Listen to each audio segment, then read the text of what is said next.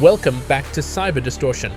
In this episode, hosts Jason Popillion and Kevin Pentecost sit down with Paul Furtado, Vice President and Analyst at Gartner, for a deep, insightful conversation that cuts through industry noise and gets to the heart of what's shaping cybersecurity and enterprise technology today. Paul brings a dynamic blend of executive leadership and real-world operational expertise, with a career marked by driving bottom-line impact, navigating mergers and acquisitions, optimizing performance, and reshaping strategic technology programs. Known for his visionary leadership, negotiation acumen, and ability to connect strategy with execution, Paul shares the kind of clarity and perspective that only comes from decades on the front lines of IT, security, and business transformation.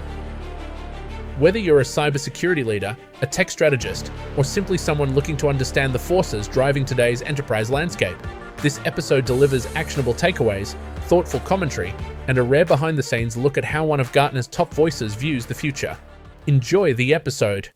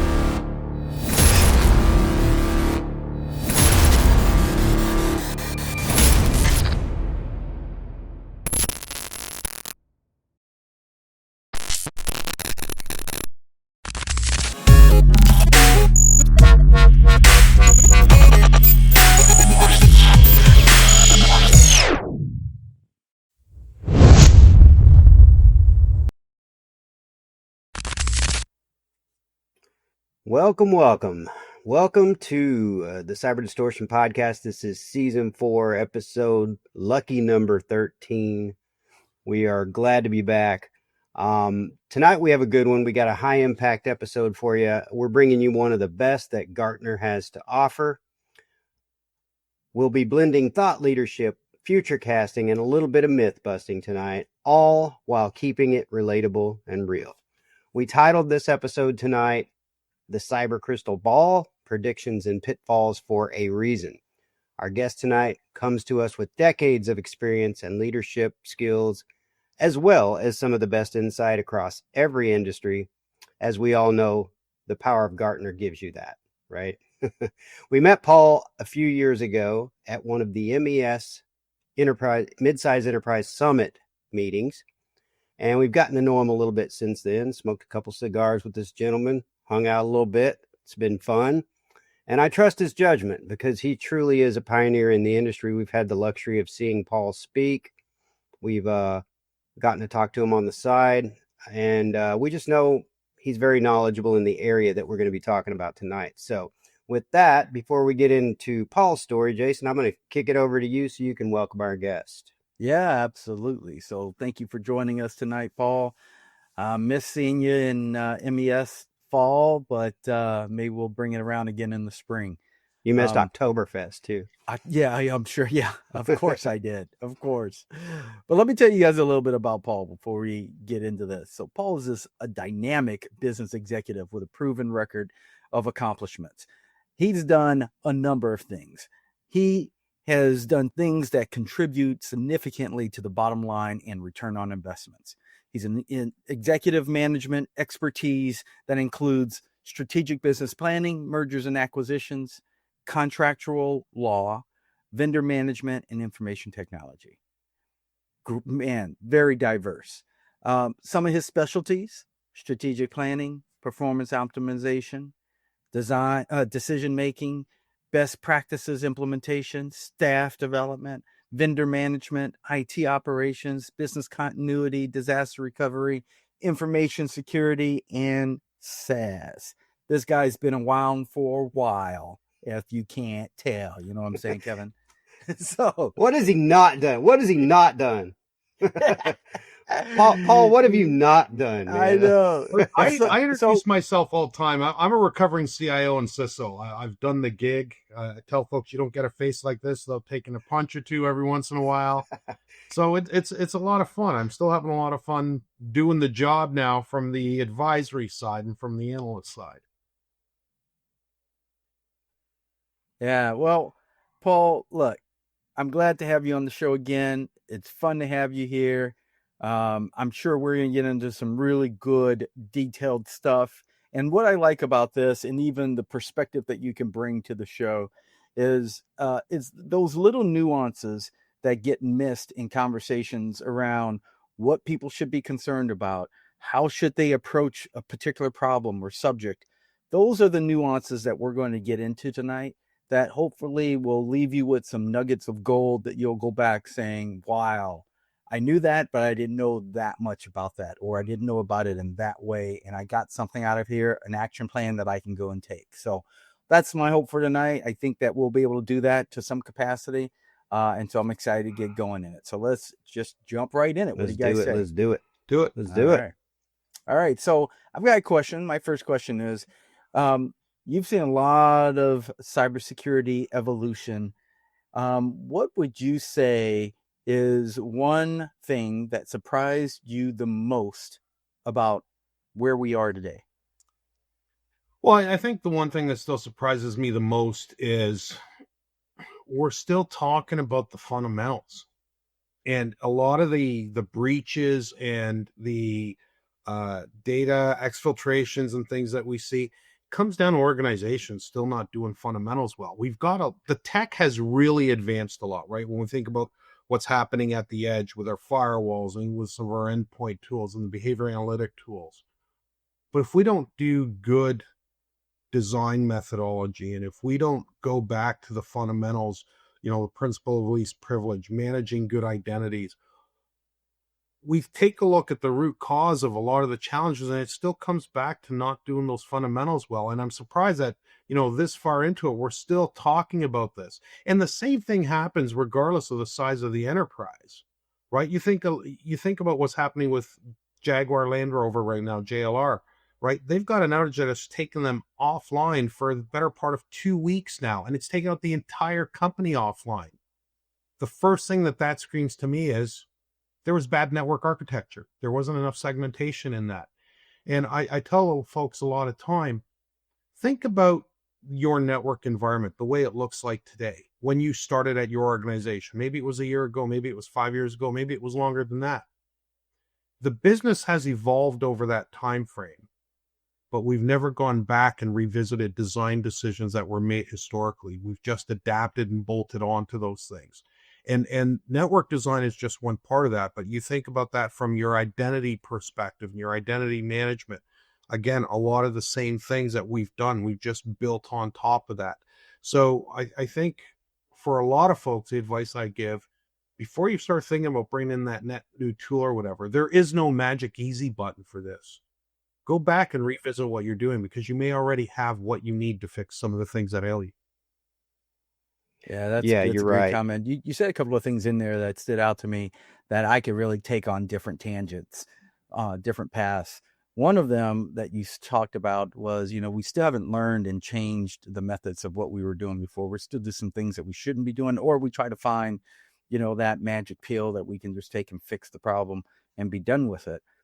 I had a conversation earlier today, and what drew my attention to that when you said that was I had a conversation earlier this week where we were talking about just generally processes within an industry, and how those processes have been the same way forever.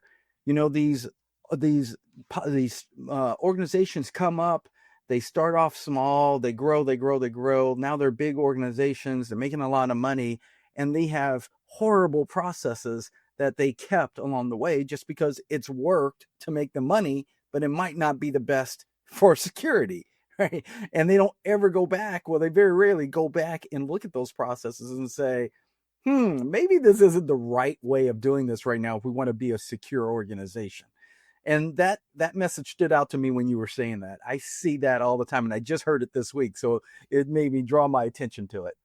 Yeah, and again, I think, one of the biggest things we can do to improve security in organizations is really around governance and that process improvement, right? Those are low cost, no cost things we can do for an organization, but most people don't go down that road because it's not easy. It's not easy to change process.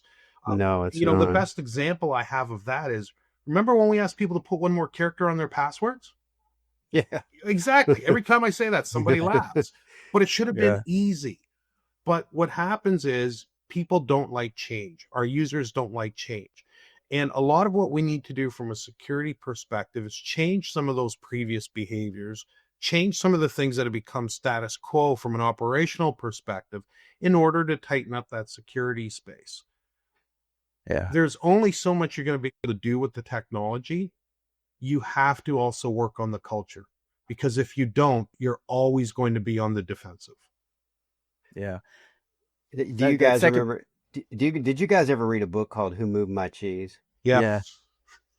This is all reminding me of that, because it's like, it's very hard not to take the approach of, if it ain't broke, don't fix it when you're in security. Because if you're not reassessing everything all the time and asking that question, should I fix it, even if it's not broken? Trying to break it. You should definitely try to break it, because sometimes it's a lot easier than you think if you just try. Maybe it's just never been tried before. So great stuff. Okay, so Paul, in your role at Gartner, I would imagine a lot of people just assume you have like this crystal ball of magical knowledge because you're so involved in different areas. And I'm curious, when you're not doing these cyber forecasts and whatnot, what's your guilty tech pleasure? What's the thing that keeps you excited in tech? My guilty tech pleasure, I'd probably say dark web trolling. I've actually got some separate gear in my office here that I connect to the nefarious world of the dark web and just see a little what's Tor happening, action, what's evolving, and kind of feed my inner geek. It's just, I think it helps keep me sharp and seeing exactly what's evolving out there. But the other side of that is it gives me some real world visibility into essentially how it's evolving. And obviously it helps me professionally because I have to keep on top of that. But more so, I find that it allows me to give our clients very sound advice, because we do see things that are happening. Every once in a while, I'll get somebody who says, yeah, that's just all, let's call it. I'm able to take screenshots and say, well, no, it isn't, because here's the reality of what's happening. And I always like to occasionally, we come across these people in our careers who think that they know everything. And sometimes that's always interesting. Those people exist. Pull some of those little tidbits that I find and share with them some nuggets, because they may not be aware of what's happening. But yeah, so my guilty pleasure kind of ties in a little bit to what I do from a job perspective, but that part of it is fun. Not expected for me to do it from a professional career perspective, but it's just kind of more of what I do to keep myself entertained and giggling. I love the answer, though. I mean, the dark web is kind of this mysterious enigma that not many people know much about unless you've actually taken the time to install the software to go out and look around what's out there. And it's, there's some good stuff out there, in addition to it being some, nightmare of horrors that you hear about on the internet. But and there's some real crazy rabbit holes too. Oh yeah, that's Kevin's secret fetish. If he could spend all of his time scrolling around on the dark web and ordering mystery boxes so that he can open them up and see what's in them, that he would do it. Yeah, for sure, man. I could really do a podcast just on opening mystery boxes, dude. That'd be so freaking cool. Well, along those same lines, Paul, you're known at Gartner for helping organizations make decisions, but like, what's one piece of really bad cyber advice you hear all the time that you just wish would go away? Oh, wow. Only one? Actually, you know what? I think there's two that I hear pretty much on a weekly basis, and I just think would wish people would stop to say that. And typically this is coming down, not necessarily from the security folks, but more from executive teams and leadership. And it's, oh, we're small, no bad actors coming after us. Or, nah, we're good because we're compliant, right? You pick any framework, we're compliant with X, Y, Z. I just wish both of those would disappear, because especially when we talk about some of these attacks, let's think about ransomware as a service. A lot of these folks, these are not targeted attacks. If it's a targeted attack, sorry guys, they're getting in. I don't care how big you are. If it's a targeted attack and they're determined, they are getting in. But most of these are still crimes of opportunity. So they throw out the lures. They don't necessarily know who they hit till somebody clicks on that link, and then they go in and do their reconnaissance and stuff. So they don't care, big, small, short, fat, whatever. You're still a target. And the other piece is about the compliance. Compliance is not security. Compliance is just meeting a minimally acceptable standard. And if you went and asked your CEO, are you happy with your employees just doing the absolute minimum they have to in order not to be fired? No CEO is going to say yes. And the other part, compliance can also be somewhat misleading because it's not a direct representation of risk. For example, I don't care if it's the NIST CSF, the CIS, ISO 27001, over 70% of those controls are about the existence of the control, not how well it's functioning and not what the residual risk is on the back end. So for example, if you do 95% of the identity controls in NIST CSF, but you don't implement MFA, you're still at a high risk for a breach. That 95% is almost a false positive. So, I think those are probably the two big things I hear the most that just make me cringe, because that tells me that whoever's running security or responsible for security in those organizations are not educating leadership to the level that they need to. Yeah, that's a good point. Yeah. I like that you say that, because anybody that's implemented one of these frameworks knows that you look through those controls and you're like, they measure them all evenly, right? Yeah, most of them will say, well, this section is just as important as this section, is just as important as that section. But if you get to digging into the details of each section, into the sub controls, they're certainly not all the same. There are many that should be elevated and float straight to the top. And if you don't have those in place, and to your point, MFA is one of those, yeah, you're putting yourself at extreme risk for no apparent reason, because those should be a no-brainer. Yeah, and I wholeheartedly agree with you. I think that needs to be kind of the next iteration of a lot of these controls, is almost like a weighted system. Because, if I go in and most of the people I hear, they start at the top and work their way down inside of each of those control stacks, that may not be the best approach for your organization, right? It really has to do with what's the residual risk and what you're actually trying to do. And there's minimal guidance around how to prioritize those and weight those within the organizations. When it's a compliant-minded implementation, it's a checkbox exercise. Yeah, I think a lot of people struggle with the weighting the different controls in terms of risk. They do the risk assessment, right? They figure out what their acceptable risk is, but when they go to do the controls, weighting those controls in the level of how does this adhere to my acceptable risks or not, I think people just lose that line of sight in between those. Well, and I think there's a good reason for that, Jason. I think a lot of it is because they want to get that audit done. Well, you also think about most people that are in cybersecurity, and because so many people come from so many different places when they start their career and end up in cybersecurity, they may have expertise in, six of the controls, right? And then the rest of them, they're not that knowledgeable on. So I think they tend to lean into those six because they know those six, and those six may be the least important in the whole framework.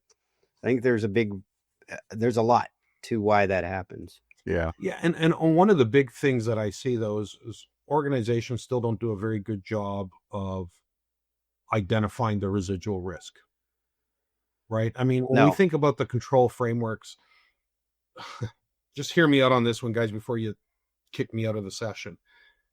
Senior leadership does not care about cybersecurity. What they care about is what they get as a result of implementing that cybersecurity, and that's the reduction on risk. So if you don't have a good methodology for measuring that risk and aligning those tactical cybersecurity controls to bring that risk level down to an acceptable level, you're going to continually miss the boat and not prioritize correctly, because that's the only way you're going to be able to defend budget and roadmaps. Because let's face it, we're a lot less risk tolerant than our executive teams are.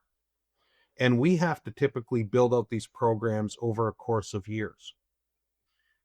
If you're not selecting the big rocks from a risk perspective, you may be allocating your funds, your resources, your time in areas that don't have as strong of an impact operationally as they should. And that in itself is a risk. It is, and it's an even bigger risk if they come back and say, "Well, we gave you 200,000 last year. You're not getting another 200,000 this year. You've already allocated that." So, yeah, if you allocated improperly, well, guess what? You may be waiting a while before you get the next investment to be able to go bolster your defenses anymore. And kind of along that same vein, I wanted to ask, what trend do you feel a lot of companies are kind of sleeping on or misinterpreting today? I'd probably say the largest thing is really the rise of identity-based attacks, because you think about the ones that make the news, right? The big ransomware events or the big data exfiltration type of events or some sort of hacking and breaching. None of those things are successful without some sort of privilege escalation. And when you start thinking about how operationally we're becoming dependent on more and more SaaS providers, more and more cloud integration, a lot of API, and now moving into the agentic AI, which is, knocking on the door very heavily. All those things have identities, right? And they're not all managed by us. So when we get into scenarios where those things can be compromised, it makes our job a lot more difficult, right? A lot of the attackers are now phishing for MFA tokens or doing session hijacking, abusing OAuth tokens or service accounts, and they're using that to pivot and go across your network.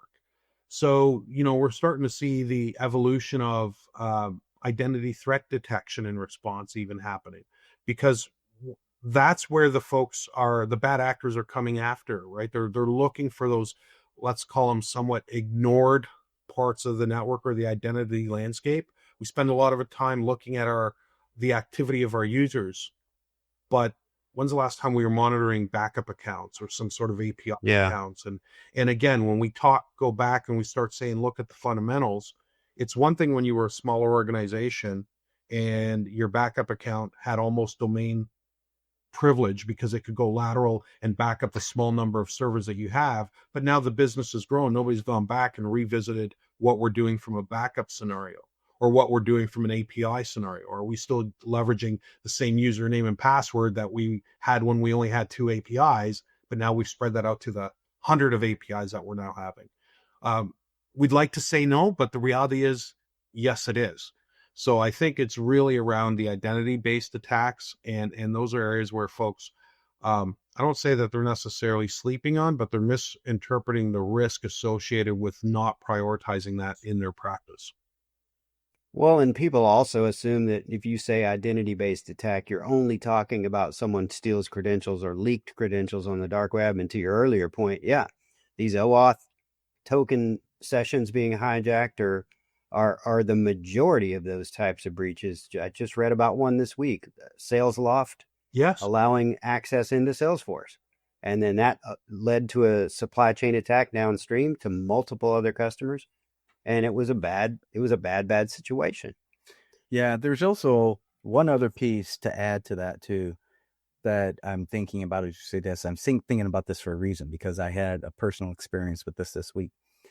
But when we talk about hijacking sessions, there is your initial line of defense, and then there are secondary and tertiary lines of defense that you also need to consider as a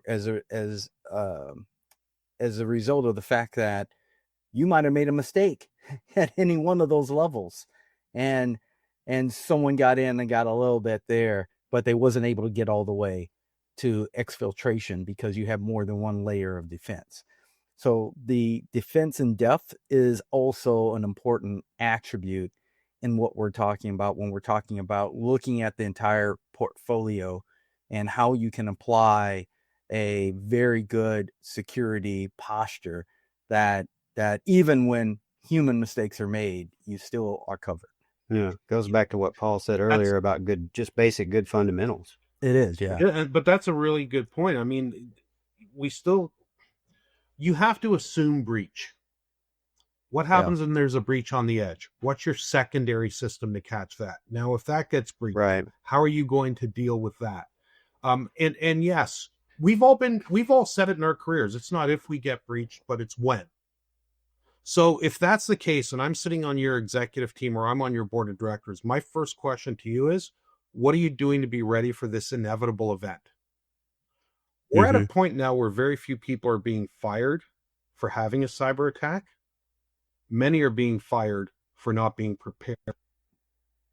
No longer is there a tolerance for you being surprised that something happened. Because you've been telling your executives for decades, it's not if, but when. Yeah. Right. No, it's a great point. I think that's valid. And if you're not prepared and if you're not exercising that plan when there's not an attack going on, you're leaving yourself vulnerable. Jason and I talk about that all the time is, you need to practice how you're going to play. That's one of Jason's baseball analogies that he likes to use in this podcast. And it's true, man. It's like, if you're not defining the plan and then sitting around a table with everybody that's going to be involved in it, when you're going to have your hair on fire running around trying to figure out which way to turn, you're leaving meat on the bone right there, because that's an easy win. Well, you're always going to learn something every time you do it too. Well, and just to add to the importance on the tabletop side of things and going through that, we're in a pretty volatile time around regulatory pieces and legislation, regardless if you're US based, North America based, Europe, global, etc. There's a lot of different laws that are coming into play. And especially in Europe, these laws are additive.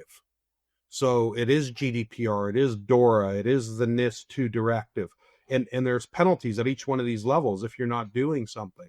So you have to be prepared and understand what those look like, adapt your incident response plan to align to those things, because failing to follow those regulatory pieces introduces even additional liability to the business.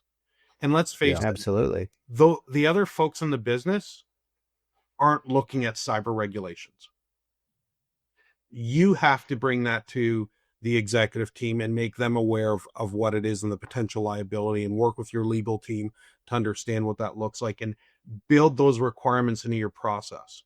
And if it's not part of your incident response tabletop exercise, you're at a high risk of actually being non-compliant. Right. See, I keep telling Kevin, he needs to practice like how he's going to play, man. He needs to always be worried about what I'm going to do to him next. Yeah. Because he never will know. Jason's my biggest threat, Paul. I'm the biggest threat. I will tell you a story. I was hunting with a buddy once, and we were in two different parts of this property we were hunting on. And the morning hunt was over, so I was going to make my way over to him, but I had no way of communicating with him. So I meandered through the timber and stuck my way around, and I was at a pretty good distance, and I noticed he was sitting next to a tree, not moving. I'm like, big mistake, buddy. You're not even paying attention. Let me see how close I can get to him. I snuck up all the way up to the tree, snapped a bunch of pictures of him sleeping. He was asleep. He was asleep. Hey, The last time I checked, you're not gonna kill anything if you're asleep.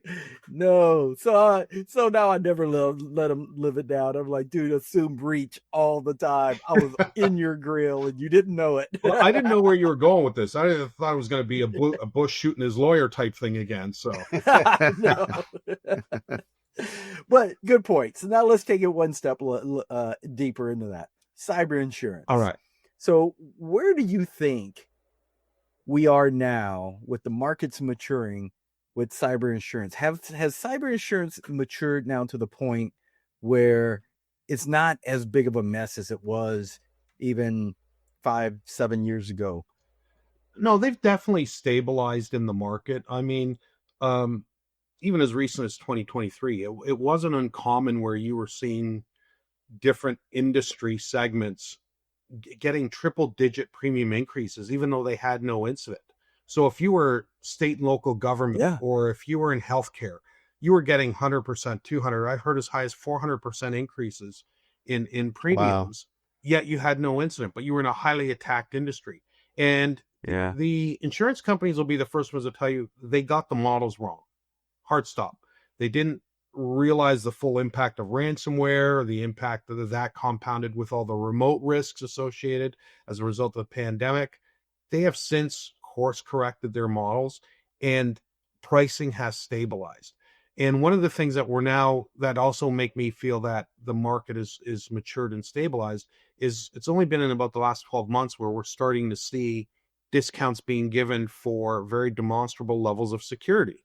Before, you used to pay X amount of dollars for X amount of coverage. It didn't matter if you were strong as Fort Knox or if you just tripped over the minimum requirements line. But now, if you've got high levels of security, we're starting to see discounts being given by the carriers. Yeah, the other side of that, man, I remember when you're talking about premiums going up. I remember there was a time around that same time where if you didn't already have a policy, it was going to be hard to get a policy. Oh yeah, a lot of insurance companies bowed out of that market completely. Yeah, they're like, "Nah, we're not covering you. We can't cover the spread." Yeah, there's probably about 20-25 carriers that are now doing it. And you're right, a lot of them have just left the market. They just said, "No, this is just way too volatile. Our loss ratios are too high. We don't want to spend time in this space anymore." So they backed out. And even some of the reinsurers, so the folks that help spread that risk from multiple carriers, have even backed out of that market. But the market itself has now somewhat stabilized with the core group of folks that are there. We start thinking about the underwriters themselves, and are they getting better with this? And the reality it is they are. What used to be 5 to 10 questions on cybersecurity to qualify has now become 5 to 10 pages. And depending on what your answers are on those 5 to 10 pages, you may get an additional 5 to 10 pages for more information. So they are getting smarter about what they're asking you, what you've got to be able to demonstrate. It's no longer just a simple checkbox exercise. And the other thing is, they're moving the goalposts. I've had conversations with various folks where, they qualified last year, they don't qualify this year. And one of the big things that they're now starting to take a look at, for example, is third-party risk. And a lot of this is the result of the CrowdStrike outage that happened in July of 24. Yeah.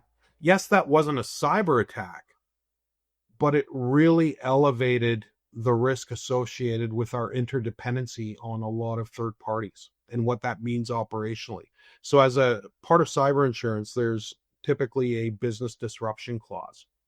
And, as a result of a cyber event, if you lose potential revenues or some sort of operations, you can go back and claim against that. So when you become very, very dependent on a lot of third parties to deliver or maintain your operations, they're going to start paying attention to, well, how are you doing any due diligence against these folks? What's your business continuity plan look like? What kind of resilience do you have in your systems? So those are the types of things that they're now really starting to push and be looking for organizations to be able to demonstrate.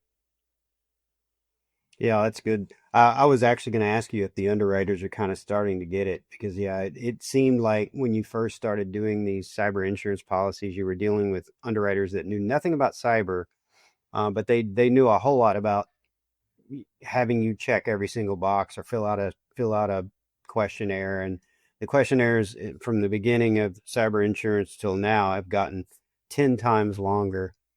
And even if, to your point, even if you've not had a breach, you're still seeing those rates rise every year.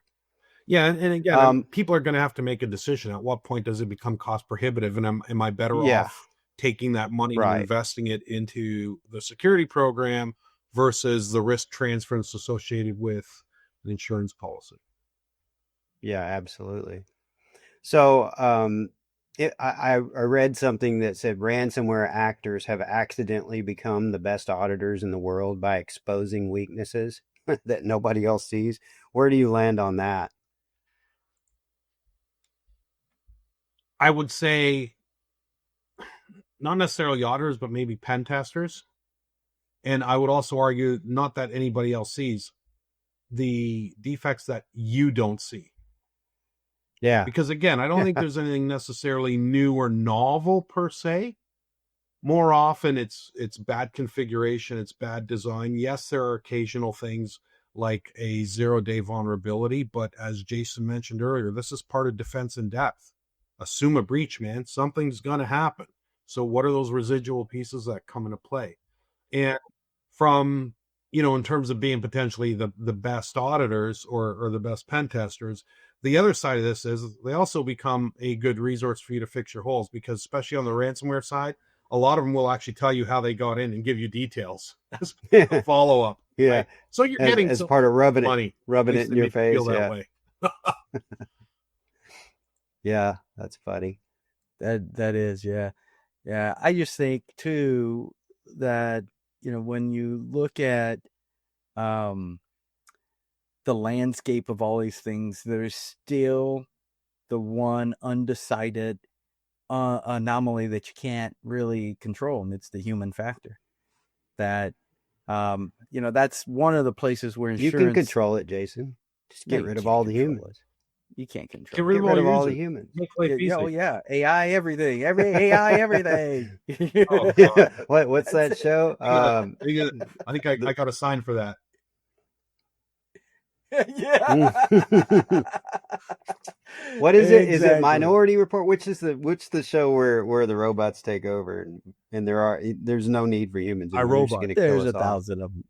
There's probably a dozen of those. Yeah. Well, guys, we've kind of covered quite a bit, and we got into some good stuff on the insurance side. Definitely got good stuff all over the place.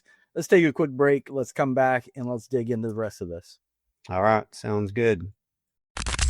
Acumen, a value-added reseller that provides cybersecurity-specific security solutions, services, and staffing. We are an agnostic security partner, which allows us to present multiple options for each security need. Our catalog of services encompasses a range of security solutions, penetration tests, and staffing options. With our approach, we can bring the best options and price points forward to increase your security posture and prevent vulnerabilities. Acumen is constantly adding new partners to meet the challenges of an ever-changing security landscape. As security experts, we know how to find security talent. Our entire organization is focused on cybersecurity, from leadership to sales team to technical staff and hiring staff. For more information on our vast list of solutions or services, please give us a call or visit our website at www.acumen.com. We look forward to growing with your business.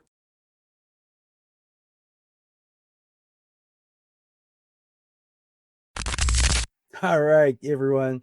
Welcome back. We're back from break. We're going to dig into the Magic 8 Ball and do a little future forecasting of what might be on the horizon. We're going to talk into a bunch of stuff, but like AI, predictive trends, future of cyber all together. So that's where we're going. And with that, Paul, I got another question for you.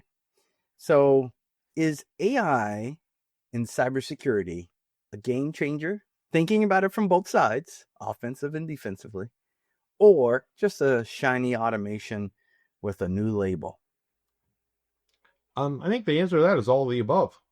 It's a little bit of A, a little bit of B. I mean, there is some net new stuff that's coming out that's really good, right? But some of it is just automation. Let's go back 2-3 years. RPA was the shiny object in the marketplace, right? Robotic process automation. Mm-hmm. You can't find an RPA vendor anymore. They are now AI ML companies. So you're trying to tell me in 12, 24 months, you completely transform your entire organization? Yeah, you put a bit of a marketing wrapper around this. There's a well-known cybersecurity company that in probably early 23 was talking to me about how they've gone all AI and everything. And I kept pushing them on it. And I finally got a hold of somebody high up in their product group. Turns out that they just licensed OpenAI inside of their help system to do natural language processing. I'm like, man, I'm a recovering CIO, so I can count on one finger how many times I hit F1 for the computer to tell me what was going on.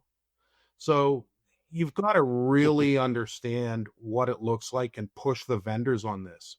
Whose AI are they using? What are they using it for? What's the outcome that you get as a result of that AI being in the tool? If it's not a good use case, this is not a magic button for everything. And I've never seen a technology create as much executive FOMO as I have AI. Even cloud wasn't at this level. So I think it's really about, is it going to be a game changer? Yes, there's a lot of things, especially when you've got smaller teams of folks, that you're going to be able to do that you wouldn't have been able to do without it. But for some of the vendors, it's also just a bunch of BS with a marketing wrapper. So you've got to do your due diligence and really understand what it is that you're getting and the use case. Does it make sense for what you're trying to do? And more importantly, do you have the capacity to deal with all the net new information and outputs you're going to get as a result of that? Even in your security environment, there's one thing to be attacked and you didn't know it was going to happen. Now you've thrown AI and everything else in there, and your team is just overwhelmed with all this alert, all this information, and you've become tone deaf and you miss something. Well, now you're negligent. So you've got to understand both sides of this. It can definitely become. Yeah, absolutely. Yeah, go ahead, Jason. You hit some really good things in there, and in just different perspective, same story, because I've been having that same story all week this week. So there is, and Kevin and I just did a presentation a couple of weeks ago, a webinar, and we hit some of those same talking points that you were just bringing about, that people approach AI as this shiny object or this thing that they got to have, they can't miss out on it. But when they go and implement it, it fails, right? Everything they try to do with it, they don't get they don't get value out of it, primarily because they don't have objectives that meet the value of what you would use AI for. And so they don't know how to do that or how to achieve that. So they're just trying things and they constantly fail. So then they lose heart and they don't do it. And then the second part was there's an overwhelming number of companies that follow the same pattern you just described. They were not AI companies to begin with. They might have been an analytics company prior, and now they just tap the AI nomenclature onto their brand, and they say they're an AI company, and all they did was create a chat client that does some support work or something generic, right? Something very basic, if they did anything. And there is a difference, a fundamental difference of being an AI forward company, a company that is derived under AI, that is focused around AI, providing AI solutions that add value. Now that's a key piece. AI solutions that add value, because in order for them to add value, they have to be objective. They have to be precise to an outcome and for a reason. And that has to be defined. Instead of just saying, hey, we have a company, we do this, we added AI to it, Don't know if it has value or not, but guess what? We're telling everybody we have The AI. other part that's very important here, because listen, we're going to be forced into it. The vendor communities are going to force AI down our throat. It's going to become bundled with the tooling we have, etc. But we are talking about cybersecurity here. And I always go back to look what the regulations say. They say you must protect the data. Hard stop. They don't care if it's SaaS, on-prem, cloud, AI, etc. You now need to start taking a look at these vendors and say, hey, what are you doing with this data? Where's it going? Because you still have a fiduciary duty to protect it. And let's think about all the vendors that you use from a security perspective, from an AI. Essentially what you're doing is you're walking up to them, opening up the bathrobe and saying, here I am, warts and all. Now they know everything. Yeah. And what's happening So with I'm going that to plug information. I'm going to plug. Sorry for the visual, guys. I'm going to plug my company here. I'm going to plug my company here for that reason, for that fact. And Kevin knows exactly what I'm going to say. So earlier this year, I started an AI company, and it's centered around security first, for the reasons you just brought up. As a security practitioner, we are going to get to a point where all of this faux AI stuff that people are doing is either going to cause a problem, and they're going to have to find ways of having real AI, secure AI solutions that they're using in their organization, or they're going to abandon it.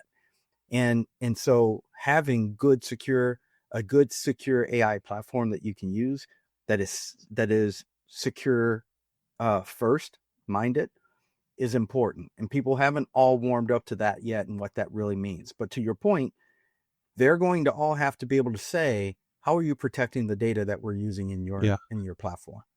And if you can't clearly express that, then you're critical flawed. because for most people, I'd say 95% of us are going to be consumers of that AI, not creators of AI.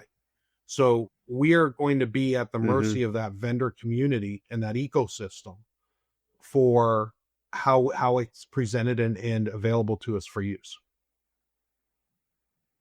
Yeah, 100%. The second thing with that is having real tangible use cases that AI can provide value in, and not just doing AI for AI's sake. We showed a statistic that said, it was a research study that showed that 70% of AI projects fail. And the reason they fail is because they don't have clear line of sight to an objective for a use case of haven't what they're trying to defined do their with business goal. Yeah. Yeah. I can tell you, as of this week, I have documented statistical cases that show real ROI that can be delivered with AI solving certain process problems. Not all, right? Can't just plug it in and walk away and it just solves all your stuff. It's very actionable. It's very intent. It has an objective. This is what we're trying to do. It only goes from A to B. It doesn't do anything else outside of that. But by doing that very, very, very well, we're showing results where millions of dollars in ROI annually can be obtained. And that's the difference. It's actionable over, hey, let's just say we have AI and just go do this. Yeah, it's not a magic button for everything that ails you. Yeah, exactly. Yeah, I was gonna say, when we walked that exhibit hallway at Black Hat just a couple months ago, there wasn't a single vendor that I remember that didn't claim to be infused with the AI electrolytes, right? I mean, every single one of them was wrapping themselves up with that AI wrapper and proud to put it on their name. And there's a lot of it, to your point, Paul. This is definitely, and we talked about this with some of our other guests in the past, you need to be able to weed out that AI snake oil. Understand, AI is two initial acronym, just like BS. So there's yeah. We need to come up with a good AI acronym, Jason. Yeah. All right. Well, since we're on the AI topic in the world of cyber, what is one use of AI, Paul, that you feel is actually kind of underrated or underdeveloped? I mean, one of the things that I'm really following is using AI for attack path mapping and prediction, and it's more so on the prediction piece. Getting this in your environment, letting it crawl and understand the nuances of our networks and everything else, really giving us that visibility and folks say, yeah, well, we can just map to the MITRE ATT&CK framework, whatever. Yeah, that's great, but there's tactical things that happen within your environments that you need to understand to be able to limit that. So I think it's going to help with that. But more importantly is once it discovers that, and then with all the different capabilities for prediction. And, one thing that AI is really good at is pattern recognition and taking a lot of information, being able to process it quickly, which lends itself to what we do from a cybersecurity perspective. So that prediction piece, married with it knowing where the warts are and everything in your environment, I think will really help improve response time for folks. I think it will help with the proactive side of being able to block some of those things that are identified as we make these changes in our environments, or as things start popping up that we didn't necessarily know about initially, whatever that is. But I think that the use of it for the attack path mapping and the prediction is going to be the big game changer in the security space. Yeah, and it is. There's a lot of vendors that are doing that today, and they're doing a really good job with it. And AI is perfect. And it's getting better. I think a lot of them are doing doing a good job around the attack path mapping per se. The prediction piece is where I still think there needs to be some more maturity in that space. Absolutely. I agree with you there.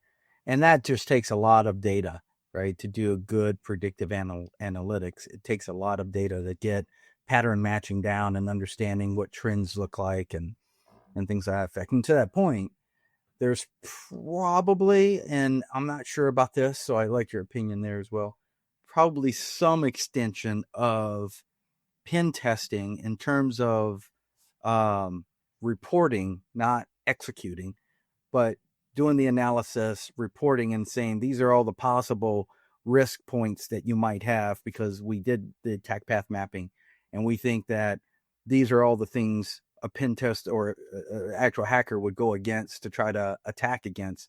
And the combination of the two of forecasting and doing something like that could give you a better profile picture of you're spot on. I mean, it's really about kind of continuous pen testing across the environment in a non-disruptive way for the business, because you really can't do attack path mapping unless you're doing some sort of simulated attack to really get through it, understand what that looks like. So it is a combination of a variety of different things, right? But that's ultimately where we need to get to become much more proactive in what we're doing. So from your analyst chair, Gartner, what's a trend you see coming in the next 18 to 24 months that's just not getting enough attention? Probably cybersecurity for AI supply chains, right? We just spent time talking about AI and we're going to be consumers, not creators. Well, what does that actually mean to me now? How do I start looking at those AI vendors and what they're doing? How do I ensure that their data sets are correct? How do I ensure that there's no prompt hijacking and different things that are happening within that capabilities? It's really interesting to me how much blind trust people are putting into this whole AI thing, right? When I do a lot of my presentations, one of the things I say, okay, put up your hand here if you trust everything you read on the internet. Nobody puts up their hand. Who here will bet me their paycheck that they've got perfect data in their environments? Nobody puts their hand up. I said, so we don't trust everything we read on the internet. We don't even trust our own data, but yet we blindly accept what we get from these AI tools that are trained just on that information. That's a great point. Yeah. So that's a great point. Yeah. And one of the other things that happens is nobody ever starts a prompt saying, hey, Claude, hey, Copilot, when's the last time you were updated? I want to make sure I'm making decisions with the most recent amount of information I have. So again, we have to start taking a look at what's happening in those things, because this blind trust is going to potentially come back and bite some companies.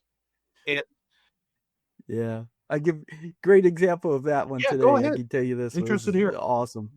So I'm working today on writing some bicep scripts for Azure accounts and to automate some account creation. and I'm on Copilot, the Copilot version on Azure that they give you to ask these questions. And I'm getting a deep conversation, asking it how to do this. If it can render this example, can I do it this way or this way? I'm asking all this stuff. I'm getting some answers. I don't trust it. I go into my solution, my platform. I ask it the same questions, and it gives me better results. And in fact, I had them both write a script. The script that came out of Copilot was just wrong. The script that mine wrote was correct. And it was correct because what Copilot was working off of was old data. It wasn't up-to-date data. The APIs changed.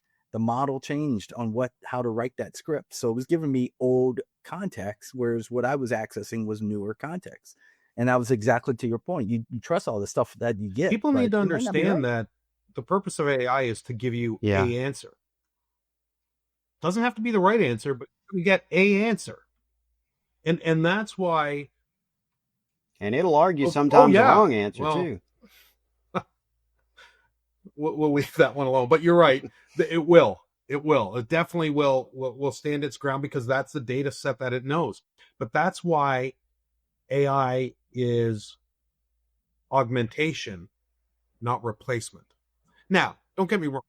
There are going to be roles, absolutely, call center, data entry, things like this, where it'll definitely replace some of those jobs. It's just like the Industrial Revolution, right? When we moved to steam power and got away and built assembly lines and everything else. It's just the evolution. That's going to happen.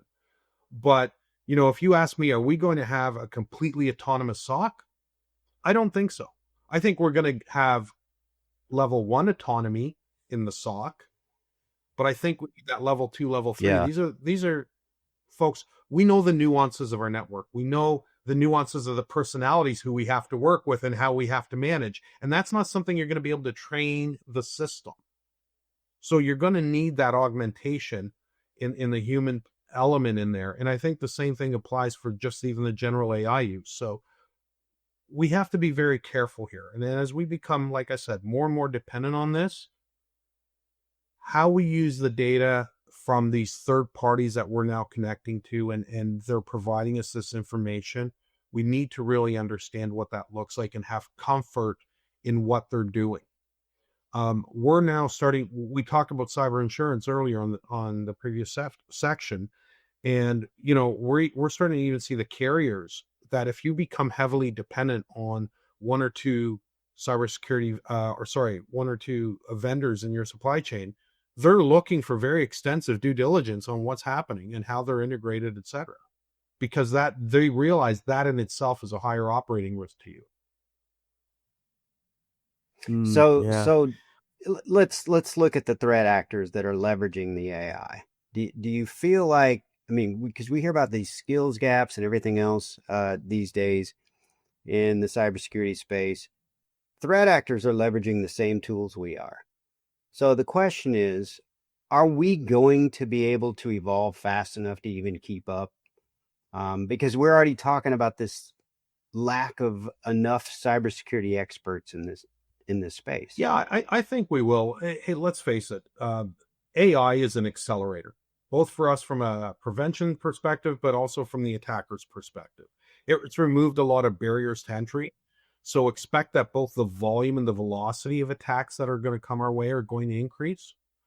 But the good news is, again, we were just talking about this on the previous question. They're making a lot of advancements in speed with things that are known, right? We have yet to see something relatively novel come out just as from an AI. That's a good point. Yeah. So I don't think that's talked about enough. In fact, that's a good point. And that's the reality. So they're finding a lot of the stuff that we know that, somebody now doesn't need to be a developer to get the code and do all sorts of stuff. So that's going to increase the volume and velocity. The other piece that I think where it's going to increase for the bad actors is going to be the speed at which zero-day vulnerabilities get exploited. So back to the velocity at which things are going to happen. Again, because we can throw a lot of processing power to get through whatever Right. firewall that is or whatever front end software that is. And I don't care what the vendor is. I mean, we just have to take a look at what happened with Log4j, right? We were waiting weeks for the vendor to tell us if it was part of their code base. And then if it was, another couple of weeks for them to have a patch for us. So now if you've got multiple of these things happening in your environment at one time, all of a sudden your attack surface grows significantly. So to the comment Jason made earlier, that defense in depth becomes important. All these other things are going to help you defend against this increase in the volume and the velocity. And I'm circling it back to one of the first things I answered. It's about the fundamentals. You have to get that stuff right, because everything else, if that isn't set correctly, it just compounds and accelerates the efficacy of the attack. Yeah, absolutely. Well, we're getting close to break. I got one more question I want to ask you, because as we were talking through, it popped in my head. This just came up, read an article today. So going back to regulations and regulations, really a movement around regulation and the requirement that that these AI platforms and organizations are held accountable to showing evidence of having secure postures. Just today, I read an article that California, there's two things I know is true. The EU and California start to put things out there. We're moving in a direction. And California just passed, in New York, California just passed a law today centered around AI protections, consumer protections. And part of that was exactly what we're talking about, is that AI organizations are going to have to present evidence of having a secure posture for consumer data. That's a good thing. Yeah. And I mean, that's the one thing I do like about all the European regulations is they don't wait for it to be perfect. They know that there has to be some guardrails in place. They'll put something up and modify it further down the road as more information becomes available. And not that we need government to tell us what good looks like, but it does cause some organizations to pause and make some good decisions as they go forward and expand that environment. There's other jurisdictions where they just wait for something to be perfect before they put it out there. And then they're always 5 years behind the technology and they're never going to get ahead of it. And this is not one of these technologies where you can be a laggard. Perfect. Like you said, man, show me the warts, open the towel. I mean, there is no perfect in this space, and it's never going to be perfect. And AI is not going to make us perfect. Yeah. It may speed us up. It's not going to make us. You can make stupid fast. Open the towel, Kevin. Yeah, you can make stupid a lot faster. Look at Jason. Make stupid a lot faster. That's true. Yeah. Right, Jason? Tagline, make stupid faster. Increasing stupidity every day. Let's go to break and come back and tackle the rest of this. All right. Are you ready to revolutionize your business? Introducing CypherNova.ai, your partner in the transformative power of artificial intelligence. We specialize in cutting-edge AI solutions that streamline operations, optimize productivity, and drive sustainable growth. From predictive analytics to intelligent automation, our tailor-made strategies unleash the full potential of your data, so you stay ahead of the curve. Take the first step toward a smarter, more efficient future. Visit us today and transform your business with the power of AI. CypherNova.ai, where innovation meets possibility. Welcome back. We are back from break, and we started this episode out talking cyber insurance and some risk reality stuff. Then we jumped into AI and predictive trends, the future of cyber. Now we're going to talk predictions, gut takes, and end on a few lighter notes. This is going to be a little faster segment here. Should be some fun because not all of these questions are quite so serious. So we'll kind of do just a fast round here, Paul. We'll go quick. So I'm going to hit you with the first one, and then Jason's going to be ready to come right in behind me. So you got a crystal ball in front of you. What's a bold cybersecurity prediction that you'd like to make for 2026 that might raise eyebrows? this isn't even technology based. I think that we're going to start seeing companies and CISOs start publicly calling out vendors for breaches and misleading claims. And the norm is they're typically all bound by NDAs, right? That's part of our master service agreements. But there's a lot of frustration mounting over the opaque vendor security practices. And when it results in a material loss for these organizations, they're not going to be quiet anymore. They're just going to call out these guys. And I think we'll be seeing more of that. And yes, there's going to be a lot of litigation that follows up on the back end. But I think that us as practitioners, we're at a point of frustration because there's a lot of hype and hyperbole in the market. And I think that they're going to be called out on their data and their info. An international wall of sheep. Yeah. Exactly. That would be good. All right. That would be good. Yeah. All right. So if you had to bet your own money on one cybersecurity tech category exploding in the next 2 years, what would it be and why? It's going to be post-quantum cryptography, right? I mean, we've been talking about this on the periphery for a while, but now NIST is finalizing the algorithms and the standards, and we're already starting to see a lot of financial sectors and big governments starting to look at what does post-quantum look like. And I think that's where folks got to start thinking about in the next little while. Yeah. Yeah. That was can't wait. That was another fun webinar we did, huh, Jace? Yeah, it was. Okay, Paul. So we asked this one of our last guests, Rob Allen from over at ThreatLocker. I think you know Rob. What's one buzzword that you hope disappears from cybersecurity conversations forever? Shadow IT. It's 2 words. I don't follow instructions well. And really the reason is we've been talking about it for 30 years. It hasn't gone away. It hasn't changed. How about we just accept that's the way business happens? We have this somewhat distributed model, either formally or informally. We just have to accept it and secure it and make it part of our practice. Yeah. Yeah. Good point. It's not going away. No. All right. Complete this sentence. In 5 years, CISOs will look back and wonder why we ever. I'd say 2 things. A, trusted third parties without any sort of continuous monitoring. And then I'd probably say the other one would be relied on passwords as a primary form of authentication. That's a good one. Yeah. Right? Yeah. I mean, things have matured, but we're going to look back and say, wow, that was so horrible. Yeah. Okay. Cybersecurity needs a rebrand. What should we call it instead if we wanted to make it sound cool at dinner parties? I'm going to say bomb diffuser. We keep things from blowing up. Okay. Right? That'll get the conversation going. That's fair. Yeah. All right. Yeah. Think about you're sitting beside a guy at a party or at the bar and he's like, what do you do for a living? Well, I'm a bomb diffuser. All right, we got to talk. There's going to be some good stories. So All right. you're batting 1,000 apparently. Yeah, right. What's the most ridiculous cyber threat scenario you've ever heard pitched in a boardroom or briefing? Securing smart appliances, right? Don't connect them to the Wi-Fi. Yeah. Why do I need a Wi-Fi enabled refrigerator, toaster, coffee maker? Forget it. Doorbell. Yeah. Well, doorbells and stuff. Yeah, that's just functional. But again, we can set that up in a way where there's really no real data that's going to be shared out that way. But I'm talking more about, it's not benefiting the consumers, benefiting the organizations. Yeah, my wife bought a stove not that long ago, and the thing has Wi-Fi, and I'm like, what for? Who's going to start their stove on their way home from work and let it run in the house by itself? Yeah, it's crazy.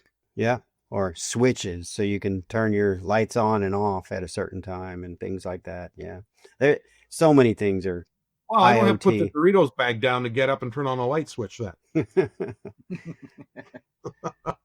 Okay, here's one. Lastly, and this one's a fun one. What's one cybersecurity movie or show that totally nails it, in your opinion, or hilariously gets it wrong?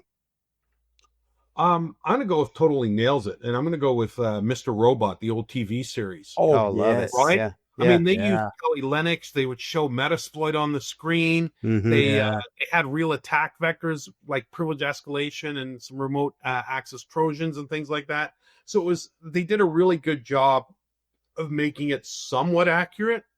And in a nerdy way, Elliot was kick-ass. It proved that they actually spoke with cybersecurity folks as part of the staff. Some organizations will contract cops to make sure the the law type shows are accurate. They did the same thing from a security perspective. So I think that's probably one that did a less good Hollywood, more reality. Yeah, I agree. I totally agree. And there's been other shows since then that I've noticed have done similar things where I'll pick up on, holy cow, that's accurate. Yeah. Everything they're doing is.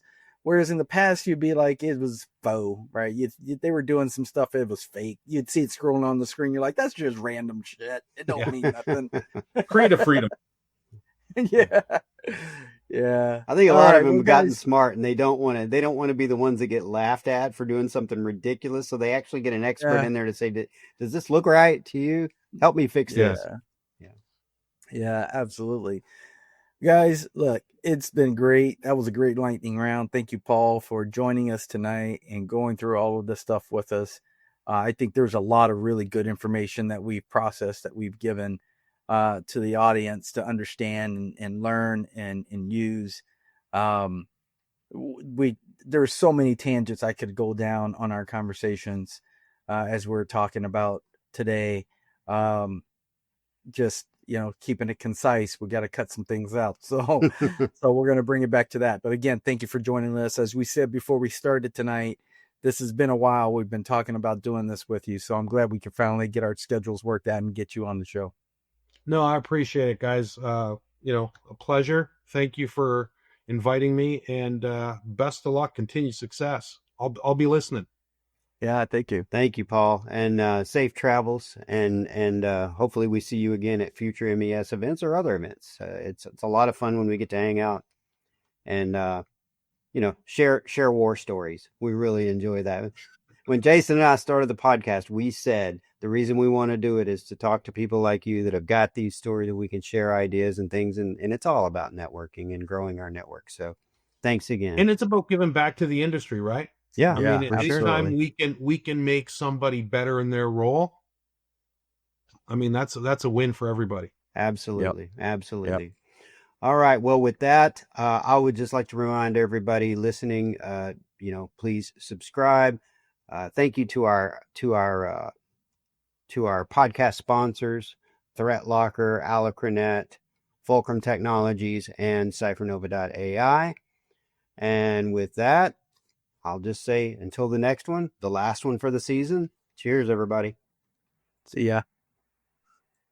Thank you for watching our latest episode of the Cyber Distortion Podcast. We only grow with your support. The best thing you can do to help us grow is to subscribe to our podcast on YouTube, follow us on X, and tell just one friend about the show.